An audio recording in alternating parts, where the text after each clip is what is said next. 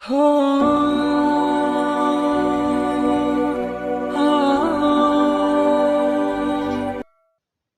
اللہ کا نام لے کر جو بڑا مہربان نہایت رحم والا ہے۔ خضر نے کہا، کیا میں نے نہیں کہا تھا کہ تم سے میرے ساتھ صبر نہیں ہو سکے گا؟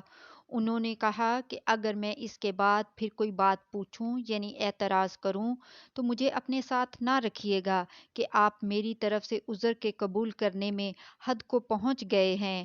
پھر دونوں چلے، یہاں تک کہ ایک گاؤں والوں کے پاس پہنچے اور ان سے کھانا طلب کیا۔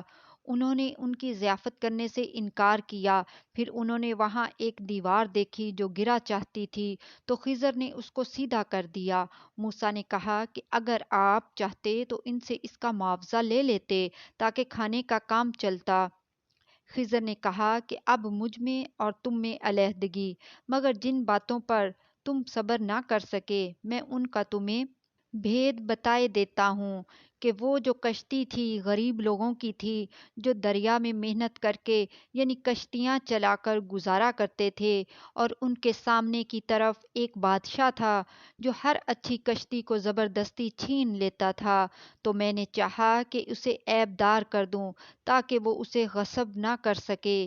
اور وہ جو لڑکا تھا اس کے ماں باپ دونوں مومن تھے، ہمیں اندیشہ ہوا کہ وہ بڑا ہو کر بد کردار ہوگا تو کہیں ان کو سرکشی اور کفر میں نہ پھنسا دے، تو ہم نے چاہا کہ ان کا پروردگار اس کی جگہ ان کو اور بچہ عطا فرمائے جو اخلاقی پاکیزگی میں بہتر اور محبت میں زیادہ قریب ہو۔ اور وہ جو دیوار تھی سو دو یتیم لڑکوں کی تھی جو شہر میں رہتے تھے، اور اس کے نیچے ان کا خزانہ دفن تھا، اور ان کا باپ ایک نیک آدمی تھا، تو تمہارے پروردگار نے چاہا کہ وہ اپنی جوانی کو پہنچ جائیں اور پھر اپنا خزانہ نکالیں۔ یہ تمہارے پروردگار کی مہربانی ہے، اور یہ کام میں نے اپنی طرف سے نہیں کیے، یہ ان باتوں کی حقیقت ہے جن پر تم صبر نہ کر سکے، اور تم سے ذوالقرنین کے بارے میں دریافت کرتے ہیں۔ کہہ دو کہ میں اس کا کسی قدر حال تمہیں پڑھ کر سناتا ہوں۔ ہم نے اس کو زمین میں بڑا اقتدار دیا تھا اور ہر طرح کا سامان اس کو عطا کیا تھا، تو اس نے ایک سفر کا سامان کیا، یہاں تک کہ جب سورج کے غروب ہونے کی جگہ پہنچا تو اسے ایسا پایا کہ ایک کیچڑ والے چشمے میں ڈوب رہا ہے، اور اس چشمے کے پاس ایک قوم دیکھی۔ ہم نے کہا، ذوالقرنین، تم ان کو خواہ تکلیف دو خواہ ان کے بارے میں بھلائی اختیار کرو، دونوں باتوں کی تم کو قدرت ہے۔ ذوالقرنین نے کہا کہ جو کفر و بد کرداری سے ظلم کرے گا اسے ہم سزا دیں گے، پھر وہ اپنے پروردگار کی طرف لوٹایا جائے گا تو وہ بھی اسے بڑا عذاب دے گا، اور جو ایمان لائے گا اور عمل نیک کرے گا اس کے لیے بہت اچھا بدلہ ہے، اور ہم اپنے معاملے میں اس سے نرم بات کہیں گے۔ پھر اس نے ایک اور سامان سفر کیا، یہاں تک کہ سورج کے طلوع ہونے کے مقام پر پہنچا تو دیکھا کہ وہ ایسے لوگوں پر طلوع ہوتا ہے جن کے لیے ہم نے دھوپ سے بچاؤ کی کوئی اوٹ نہیں بنائی تھی، حقیقت یوں ہی تھی، اور جو کچھ اس کے پاس تھا ہم کو سب کی خبر تھی۔ پھر اس نے ایک اور سفر کا سامان کیا، یہاں تک کہ دو اونچے سیدھے پہاڑوں کے درمیان پہنچا تو دیکھا کہ ان کے اس طرف کچھ لوگ ہیں کہ بات کو سمجھ نہیں سکتے۔ ان لوگوں نے کہا کہ اے ذوالقرنین، یاجوج اور ماجوج اس علاقے میں فساد کرتے رہتے ہیں، بھلا ہم آپ کے لیے خرچ کا انتظام کر دیں کہ آپ ہمارے اور ان کے درمیان ایک دیوار کھینچ دیں۔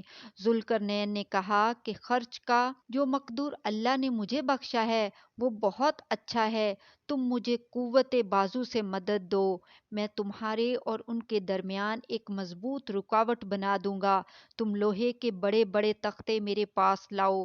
چنانچہ کام جاری کر دیا گیا، یہاں تک کہ جب اس نے دونوں پہاڑوں کے درمیان کا حصہ برابر کر دیا اور کہا کہ اب اسے دھونکو، یہاں تک کہ جب اس کو دھونک دھونک کر آگ کر دیا تو کہا کہ اب میرے پاس تانبا لاؤ کہ اس پر پگھلا کر ڈال دوں۔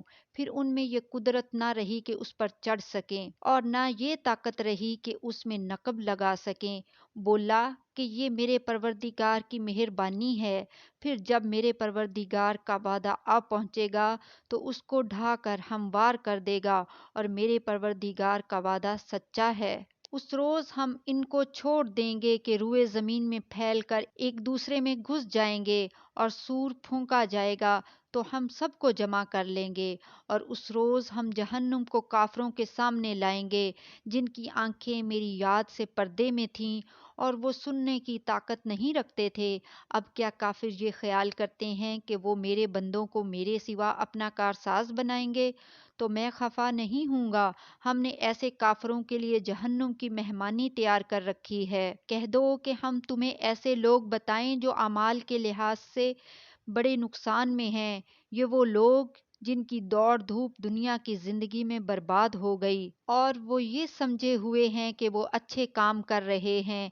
یہ وہ لوگ ہیں جنہوں نے اپنے پروردگار کی آیتوں کو نہ مانا اور اس کے سامنے جانے سے انکار کیا تو ان کے اعمال ضائع ہو گئے۔ سو ہم قیامت کے دن ان کے لیے کچھ بھی وزن قائم نہیں کریں گے، یہ ان کی سزا ہے، یعنی جہنم، اس لیے کہ انہوں نے کفر کیا اور ہماری آیتوں اور ہمارے پیغمبروں کی ہنسی اڑائی۔ جو لوگ ایمان لائے اور عمل نیک کیے ان کے لیے بہشت کے باغ بطور مہمانی ہوں گے، ہمیشہ ان میں رہیں گے اور وہاں سے مکان بدلنا نہ چاہیں گے۔ کہہ دو کہ اگر سمندر میرے پروردگار کی باتوں کے لکھنے کے لیے روشنائی ہو تو قبل اس کے کہ میرے پروردگار کی باتیں تمام ہوں سمندر ختم ہو جائے، اگرچہ ہم ویسا ہی اور اس کی مدد کو لائیں۔ کہہ دو کہ میں تمہاری طرح کا ایک بشر ہوں، البتہ میری طرف وحی آتی ہے کہ تمہارا معبود وہی ایک معبود ہے۔ تو جو شخص اپنے پروردگار سے ملنے کی امید رکھے چاہیے کہ عمل نیک کرے اور اپنے پروردگار کی عبادت میں کسی کو شریک نہ بنائے۔ سورہ مریم۔ شروع اللہ کا نام لے کر جو بڑا مہربان نہایت رحم والا ہے۔ قاف ہا یا عین صاد۔ یہ تمہارے پروردگار کی مہربانی کا بیان ہے جو اس نے اپنے بندے زکریا پر کی تھی جب انہوں نے اپنے پروردگار کو دبی آواز سے پکارا اور کہا کہ اے میرے پروردگار، میری ہڈیاں بڑھاپے کے سبب کمزور ہو گئی ہیں اور سر سفید بالوں کی وجہ سے چمکنے لگا ہے، اور اے میرے پروردگار، میں تجھ سے مانگ کر کبھی محروم نہیں رہا، اور میں اپنے بعد اپنے بھائی بندوں سے ڈرتا ہوں، اور میری بیوی بانجھ ہے، پھر بھی مجھے اپنے پاس سے ایک وارث عطا فرما جو میری اور اولاد یعقوب کی میراث کا مالک ہو، اور اے میرے پروردگار اس کو خوش اخلاق بنائیو۔ فرمایا اے زکریا، ہم تم کو ایک لڑکے کی بشارت دیتے ہیں جس کا نام یحییٰ ہوگا، اس سے پہلے ہم نے اس نام کا کوئی شخص پیدا نہیں کیا۔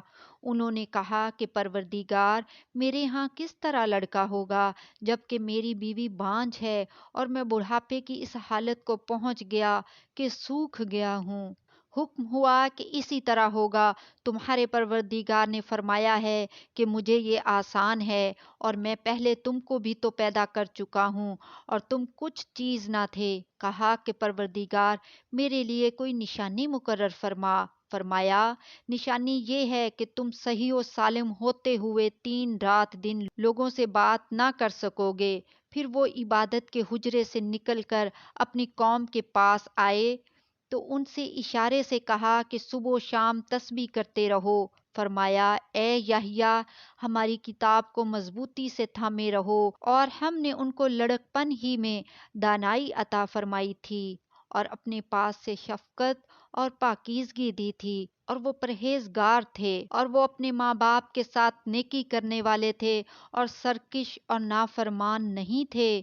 اور جس دن وہ پیدا ہوئے اور جس دن وفات پائیں گے اور جس دن زندہ کر کے اٹھائے جائیں گے ان پر سلام ہے۔ اور کتاب یعنی قرآن میں مریم کا بھی تذکرہ کرو جب وہ اپنے لوگوں سے الگ ہو کر مکان کے مشرقی حصے میں چلی گئیں، پھر انہوں نے ان کی طرف سے پردہ کر لیا تو ہم نے ان کی طرف اپنا فرشتہ بھیجا، سو وہ ان کے سامنے ایک خوبصورت مرد کی صورت میں آیا۔ مریم بولی کہ اگر تم پرہیزگار ہو تو میں تم سے بچنے کے لیے رحمان کی پناہ لیتی ہوں۔ فرشتے نے کہا کہ میں تو تمہارے پروردگار کا بھیجا ہوا یعنی فرشتہ ہوں، اور اس لیے آیا ہوں کہ تمہیں پاکیزہ لڑکا بخشوں۔ مریم نے کہا کہ میرے ہاں لڑکا کیوں کر ہوگا، جبکہ مجھے کسی مرد نے بطور شوہر چھوا تک نہیں، اور میں بدکار بھی نہیں ہوں۔